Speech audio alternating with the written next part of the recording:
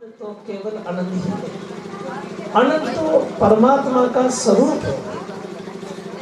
तो आनंद इस भौतिक दुनिया में कहीं भी आनंद नहीं मिलता। बड़े बड़े लोग आते कहते महाराज हमारे उदय अस्त का भी पता नहीं, अरबों की संपत्ति है पर आनंद नहीं है, शांति नहीं है हृदय में। महाराज sofa set, dinner set, diamond set, सब सेट है, एक हम लोगों का माइंड सेट नहीं है। अगर आपको अपना माइंड सेट करना है, दिमाग सेट करना है, देखिए रात्रि के समय लोगों को नींद नहीं आती, 2-3 घंटे बड़ी मुश्किल से नींद आती है, फिर नींद जग जाती है। नींद में वो तंद्रा, भय, आलस और घबराहट होती है, नींद आती नहीं है, तड़पा तोड़ तोड़ के रात बिताता है, बड़ा बेचैन रहता है। परिवार में करेंगे तो बेटे ने सब शादी एक नौकरानी से कर, कोर्ट मैरिज कर लिया, सेठ जी रहेंगे, कभी बेटा नहीं सुनता, कभी बेटियां नहीं सुनती। तो संसार में भक्तों कहीं भी आनंद नहीं है। आनंद तो कृष्ण कथा में ही मिल सकता है और कहीं भी दुनिया में आनंद नहीं है। विश्व और सच्चिदानंद रूपा ये विश्वपत्यादि है। परमात्मा कृष्ण का स्वरूप कैसा है? विश्व की उत्पत्ति और नियंत्रण करने वाला। तापत्रीय 3 प्रकार के जो ताप है, आध्यात्मिक, आधिदैविक और आधिभौतिक ताप। तीनों तापों को विनिष्ट करने वाले श्री कृष्ण वासुदेव देवकी नंदन गोविंद के चरणों में हमारा कोटिश वंदन है। यम प्रवजंत मनुपे कृत्यम दुपायनो विरेका तर आजुहारे पुत्रेति तन्मयतया तर्वोभिनेदुस्तं सर्वभूते हृदयं मुनिमानतोऽस्मि। देखिए जिस समय सुखदेव जी महाराज का प्रादुर्भाव हुआ, मानो सुखदेव जी का जन्म हुआ और जन्म होते ही वे भागे थे, तो लोगों ने कहा महाराज आपने खूब ही गप लगाई, जन्मता कोई बच्चा भाग सकता है क्या? तो देखिए सुखदेव जी महाराज अपनी माँ के पेट में 12 वर्ष रहे थे। 12 वर्षों के बाद मेरे गोविंद ने जब आज्ञा दी है, माया को बंद किया, तब वे बाहर आए, माता के पेट से बाहर आए, तो 12 वर्ष का बच्चा तो भाग सकता है। तो यहाँ सुखदेव जी महाराज ने विचार किया, व्यासी विचार कर रहे हैं कि सुखदेव जी ने सोचा कि अगर मैं माता के गोद में बैठूंगा, बैठकर माता का दुग्ध पान करूंगा तो मैं माँ का ऋणी हो जाऊंगा, और मैं पिता की गोद में बैठूंगा तो मैं पिता का ऋणी हो जाऊंगा, और आचार्य श्री से यज्ञ पवित्र संस्कार, नामकरण संस्कार इत्यादि करवाऊंगा तो उस आचार्य का ऋणी हो जाऊंगा। मुझे न मातृ ऋण में फंसना है, न पितृ ऋण में फंसना, न गुरु के ऋण में। क्योंकि देखिए इस शरीर को लेकर सभी संबंध है कि माता है, पिता है, भाई है, बहन है, सब कुछ अड़ोसी पड़ोसी सब है, पर आत्मा के लिए तो परमात्मा एक ही है, उसका कोई आत्मा का संबंध नहीं है। ने तातो ने माता ने बंधु ने दाता ने पुत्रों ने पुत्री ने भृत्यो ने भरता ने जाया ने विद्या ने वृत्ति ने भेवे गतिस्तुम तुम्हें कहा भवानी। तो आत्मा को लेकर कोई भी नहीं, आत्मा के तो एक परमात्मा है। शरीर को लेकर सभी रिश्ता नाता है, तो इस शरीर से हमारा कोई संबंध भी नहीं है। तो ऐसे वे मस्त हो गए हैं और भागे जा रहे हैं। क्या टेंशन है? जब फकीरी हो गए, जब संती हो गए, अब चाहे लाखों का नुकसान हो, गोपीचंद भरतरी राजा हैं तो फकीर हो गए, सब कुछ छोड़ दिया। वीर विक्रम ने सब कुछ छोड़ दिया, तो भाई आनंद नहीं है। तो फकीर होने के बाद में लौकिक चिंता नहीं करनी, अपनी मस्ती में मस्त रहना, बस फकीर हो गए। अभी क्या दिन रात मगन खुश बैठे और आस उसी की भारी है, आप ही वो दातारी है और आप ही वो भंडारी है। हर आन हंसी, हर आन खुशी, हर वक्त अमीरी है। जब आशिक मस्त फकीर हो गए तो अब क्या दिलगिरी है बाबा, अब क्या लेना देना, अब तो वसुदेव कुटुंबकम, अब कोई प्रिय नहीं है, कोई अप्रिय नहीं है, बस सर्व खल इदम ब्रह्म है, सब कुछ ब्रह्म ही ब्रह्म है। तो सुखदेव जी महाराज जब माता के पेट से बाहर निकलकर भागे सुखदेव जी, पीछे वेदव्यासी भागे, वेदव्यासी पुकार रहे हैं, हम मानो कोई बालक भागा जा रहा है, हम उसके पीछे भाग रहे हैं, उन पे चिल्ला कर आवाजें दे रहे हैं कि भैया रुक जाओ। अब बहन भी रो रही है, भैया भी रो रहे हैं, और परिजन लोग रो रहे हैं, माँ भी रो रही है, पिताजी भी पुकार रहे हैं। वो नहीं तो सुनता है, नहीं देखता है, नहीं बोलता है। अगर वे ऐसा है तो देखिए, ये जरूरी नहीं है कि महात्मा ही हो सकता है कि बोलता नहीं है तो गूंगा भी हो सकता है, और सुनता नहीं तो बेरा भी हो सकता है, और देखिए देखता नहीं तो अंधा भी हो सकता है। ये जरूरी थोड़े कि महात्मा हो, पर प्रकृति ने ये बताया, नहीं तो ये अंधा है, नहीं ये बेरा है, और नहीं ये गूंगा है। ये तो ऐसा अद्भुत एक वाणी का धनी है कि जिस पर भी ये दृष्टिपात कर देगा तो देखिए गूंगा भी बोलेगा, और अंधा भी देखेगा, और बेरा सुनेगा। तो देखिए महापुरुषों की कैसी अमोघ दृष्टि होती है कि साहों की निगाह में अजब तासीर होती है, साहों की निगाह में अजब तासीर होती है। निगाह लुत्फ से देखे तो खाक भी अक्षीर होती है। तो महापुरुषों की दृष्टि पड़ती है तो जड़ भी चेतन हो जाते हैं, मुर्दे बैठे हो जाते हैं। हमारे दादा गुरु गुलाबदास जी महाराज ने, बलराम जी महाराज थे 7 वर्ष की अवस्था में शमशान में ले गए थे, अंत्येष्टि क्रिया जहाँ उनकी होनी थी वहाँ गुलाबदास जी महाराज बैठे थे, उनकी दृष्टि पड़ते ही मैं बैठा हो गया। तो ऐसे कई संतों के दृष्टांत थे। तो महापुरुषों की ऐसी दिव्य कृपा बरसती रहती है, महापुरुषों की तो अमोघ कृपा रहती है। तो सुखदेव जी महाराज ऐसे वन में जा रहे थे तो वृक्षों की ओर देखा, तो वृक्षों ने कहा, महाराज आप तो संत है, और संत के जीवन में त्याग होना चाहिए। हम तो वृक्ष है, हम तो जड़ है, हमारे भी डालियां होती है, हमारे भी फूल होते हैं, फल होते हैं, पर हमारी जो फूल फल होते हैं वो फल हम नहीं खाते, हम जनहित के लिए संसार को देते हैं फल। और सुखदेव है, ये महाराज आपका फल है, वे जा रहा है तो संसार के अनेक जीवों का उद्धार करेगा, जाने दीजिएगा। और आप ये सोच रहे हैं कि मेरे बेटे का तो यज्ञ पवित्र संस्कार भी नहीं हुआ, तो संस्कार की चिंता नहीं करनी, संस्कार की जरूरत नहीं है।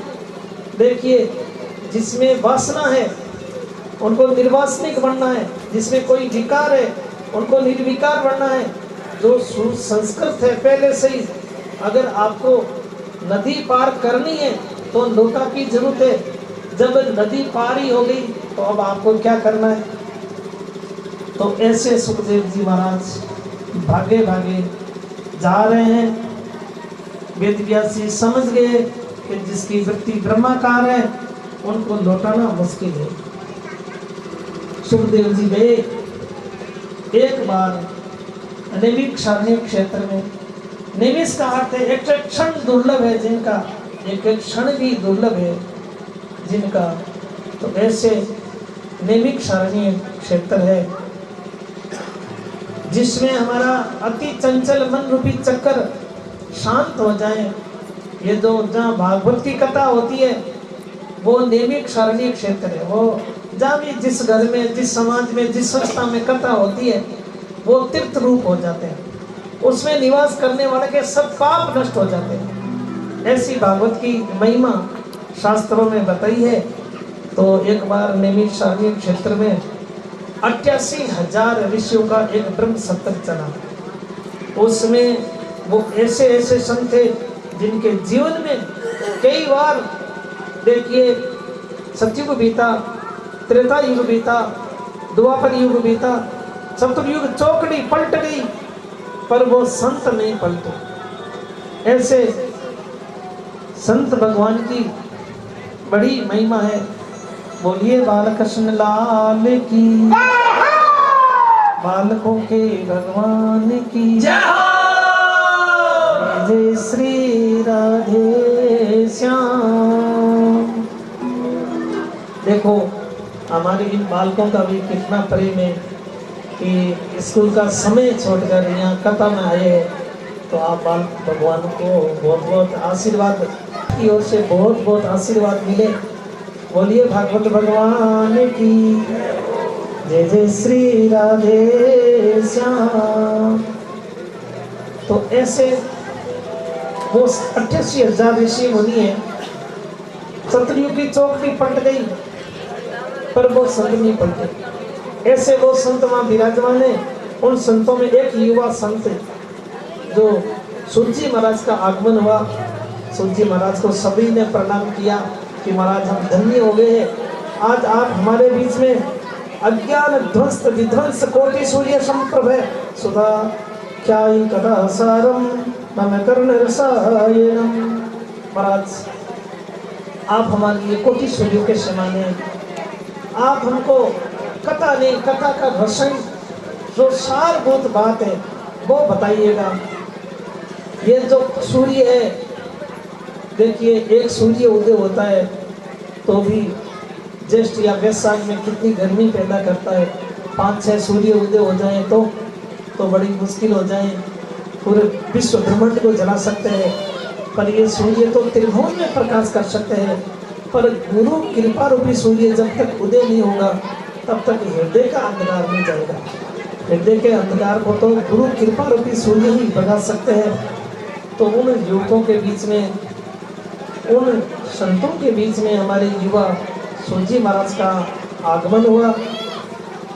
वो सभी प्रार्थना करने लगे, सभी खड़े हो गए हैं। बोलिए सूरजी महाराज की, बालकों के भगवान की। तो सूरजी सभी प्रार्थना करने लगे कि आप हमें ऐसा कोई साधन बता दें जिससे हमें झटपट गोविंद की प्राप्ति हो जाए, ज्ञान वैराग्य जागृत हो जाए, हमारे जीवन में शांति मिले। हकीकत में आदमी जन्म लेता है, युवा होता है, बूढ़ा होता है और आदमी मर जाता है और अपने जीवन के लक्ष्य को वह समझ ही नहीं पाता। इसलिए देखिए 2 महापुरुषों का मिलना हुआ तो कितनी खुशी मनाई है। यही पूछा कि महाराज हमारा बचपन बीता, जमाने बीती, बुढ़ापा बीत गया और गोविंद मिलन की एक प्रबल इच्छा होनी चाहिए, वो अभी तक जागृत नहीं हो सकती। तो संतों का क्षण और अन्न का कण कितना दुर्लभ बताया है शास्त्रों में। सज्जनों, यहाँ तो कोई सिद्ध पुरुष आ जाता है, कथा में तो लोग बहुत कम आएंगे। कोई नाटक करने वाला आ गया, कोई फिल्म का एक्टर आ गया, तो चाहे लाख इज्जत गोल्ड सड़ रहा है, गल रहा है, चाहे रायडा जल रहा है, कुछ भी हो रहा है, सब भागे भागे आएंगे कि अभी कहाँ तक है, कौन सी जगह हो रहा है वो प्रोग्राम, सब भागे, पूरा गांव एक हो जाएगा। पर देखिए ये मोक्षदायिनी कथा है, जो जीवन को रूपांतरित करने वाली कथा है। इसमें कितने लोग हैं, कोई लोग आए हैं तो मन मारकर लोग लज्जा से कहते हैं। तो भाई ये कृष्ण कथा है, इनको ध्यान से सुनो। कई लोग तो सिद्ध महात्मा आते हैं तो पूछते हैं कि महात्मा जी हमारे मनी प्रॉब्लम बहुत रहती है, ऐसा कोई फॉर्मूला बता दो, तो धन की वर्षा होती है। कई लोग कहते हैं कि हे महात्मा जी हमारे वंश की वृद्धि नहीं होती है, बेटा बेटी नहीं है, आप ऐसी कृपा करो कि हमारे वंश की वृद्धि हो। कई लोग कहते हैं महाराज हमारा शरीर रुग्ण रहता है, तो कोई ऐसी दवा बता दो शरीर स्वस्थ हो जाए। पर ऐसा कोई लाखों में एक व्यक्ति आएगा, वो ये कहेगा महाराज मेरा बचपन जवानी बीत गई, अब तो मेरा बुढ़ापा बिगड़ जाएगा, अब तो हमें कृष्ण से मिला दो। तो ऐसा भावना वाले कितने लोग हैं। लोग समय खराब करते रहते। एक कोई सज्जन बीमार पड़ गया, बीमार पड़ गया तो सामान्य चिकित्सा करवाई, ठीक नहीं हुआ तो उनके यार दोस्तों ने कहा कि भैया तेरी तो इलाज बॉम्बे में ही हो सकता है, गाँव में तो होना मुश्किल हो गया। तो उसने योजना बनाई, चलो भाई बॉम्बे चलते हैं, इलाज कराएंगे अपने पक्का। बॉम्बे गए तो यार दोस्तों ने कहा गाँव के गंवार डॉक्टर बराबर समझते नहीं है, बॉम्बे के डॉक्टर बहुत बड़े होते हैं, वैज्ञानिक होते हैं, कोई भी बात कहते हैं उस बात को अच्छी तरह समझना, एक बार नहीं 10 बार पूछ लेना डॉक्टर से। तो बॉम्बे में जगत प्रसिद्ध डॉक्टरों से मिले, डॉक्टरों ने जांच पड़ताल की, कोई खास बीमारी तो आई नहीं, बस रिपोर्टें सभी क्लियर आई है और इतना 4 टैबलेट दे दीजिए भैया, ये ले ले, तेरे कोई बीमारी नहीं है, तेरे भ्रमना है, तेरे संदेह है वह दूर हो गया, बस कोई बीमारी नहीं, 4 ये टैबलेट है, ये तू ले ले, एकदम ठीक हो जाएगा। उसने कहा डॉक्टर साहब ये जल में लेना है या दूध में लेना है? बोले भैया दूध ठीक रहेगा, दूध में लेना। तो दूध में लेना, तो दूध डॉक्टर साहब गाय का होना चाहिए या भैंस का होना चाहिए?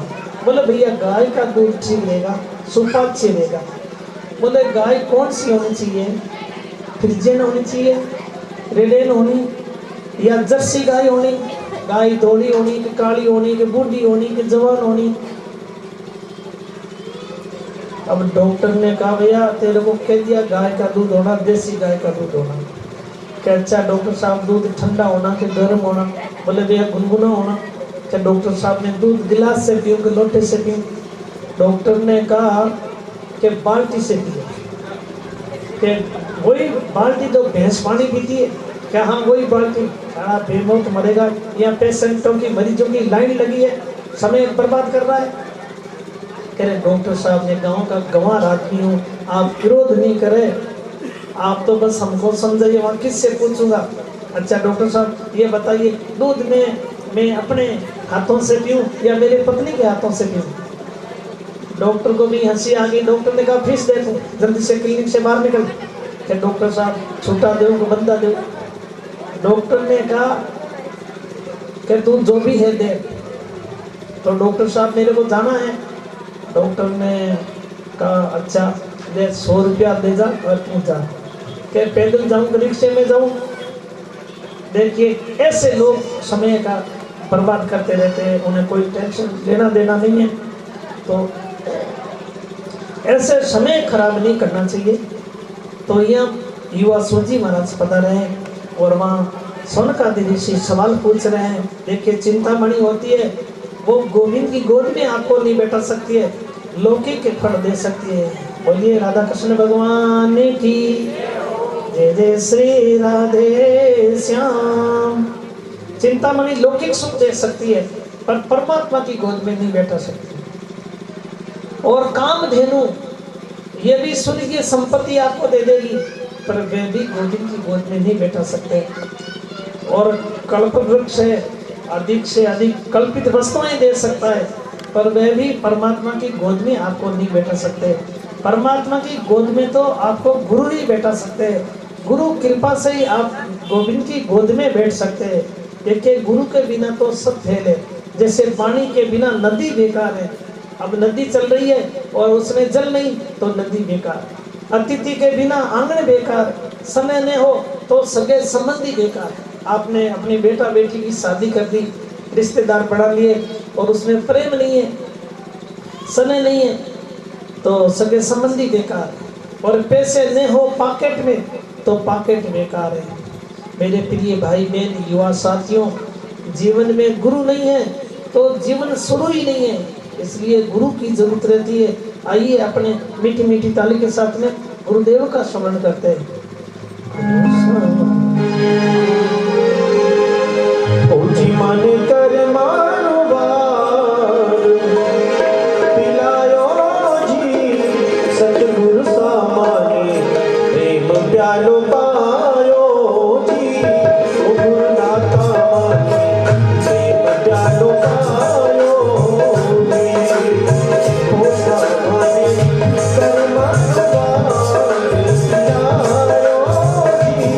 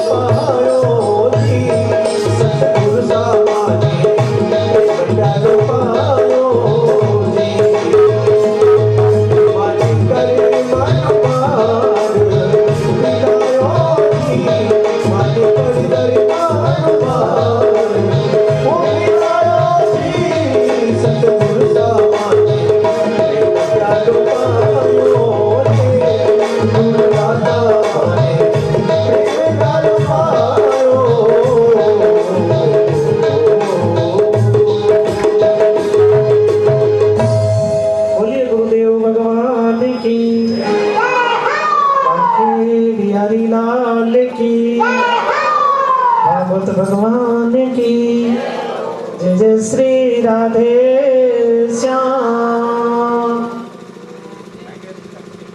सूत जी कहते हैं, हे सोने का दृश्य है, वास्तव में आपका कृष्ण प्रेम है, आप मुमुक्षु है, जिज्ञासु है। मैं आपको कृष्ण कथा सुनाऊंगा। कैसी मेरे गोविंद की कथा है कि सर्वे सिद्धांत निष्पन्नम, ये सब सिद्धांत को निष्पन्न करने वाली है। कोई भी आपके मन में मनोरथ है उसका पूरा करने वाली भागवत की कथा है। संसार भय नाशनम, और संसार के भय को नाश करने वाली है। और भक्तियों का वर्धनम, और भक्ति को बढ़ाने वाली है।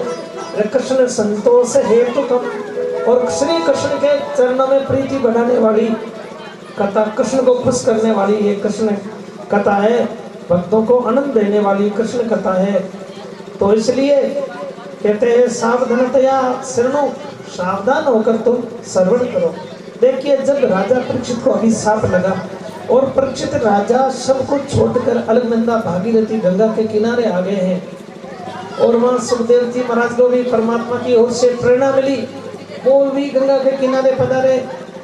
सुखदेव जी महाराज ने अपना कनक सिंहासन, अपना स्थान ग्रहण कर लिया है। वो भागवत भगवान पर व्याख्यान प्रारंभ करने वाले हैं। इतने में स्वर्ग के देवगण आ गए अमृत का कलश लेकर, और देवों ने कहा, महाराज, जिस यजमान के लिए ये भागवत कथा रूपी अमृत आपने तैयार किया है, ये अमृत भागवत कथा रूपी जो अमृत है, ये अमृत तो हम स्वर्ग के देवगण, हम देवों को पिला दें। और जो राजा परीक्षित है, ये मरण धर्मा राजा है, इनको मृत्यु का भय है, तो ये मरने वाला राजा है। इसको हमें जो स्वर्ग का अमृत लेकर आए, इस अमृत को इस राजा को पिला दो, ये राजा दीर्घजीवी हो जाएगा।